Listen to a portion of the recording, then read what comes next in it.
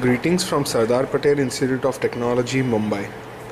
We started working on the ASLK V2010 starter kit and have performed a few experiments over the course of the last year.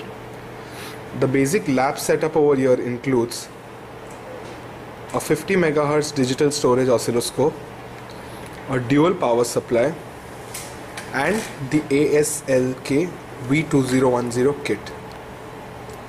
One of the first experiments that we performed on this kit was a simple single op-amp inverting amplifier. We set the gain of the amplifier at 4. On applying an input of 500 millivolts, we obtained the output as 2 volts. Further, building on this base, we devised a voltage controlled oscillator. A voltage controlled oscillator is a circuit where the frequency is varied by changing the control voltage. By applying 3 volts as input, we got the following output. Now, on increasing the voltage, the output frequency changes correspondingly, as you can see on the oscilloscope.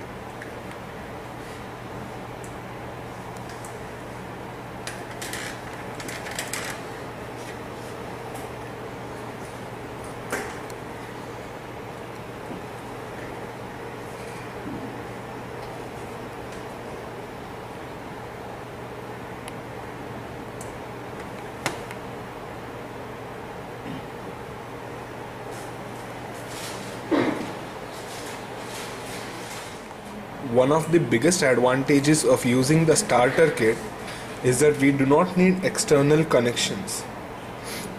In the voltage oscillator, we used MPY634KP, which is already present on the board.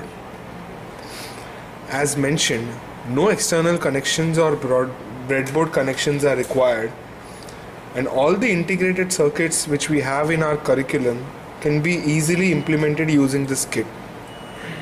We have already designed some basic circuits like a Schmitt trigger, an integrator, a differentiator, a window comparator, and various other filters. The kit provided by Texas Instruments has been used by the students in our college to implement simple circuits such as inverting amplifier, non-inverting amplifier, zero crossing detectors, etc. Also, we have realized practical filters, higher end filters which are quite tedious to actually implement. These filters do include backward filters, there is a universal filter, also a state variable filter. Then we also implement remotely controlled automatic gain control system which can be used in receivers also.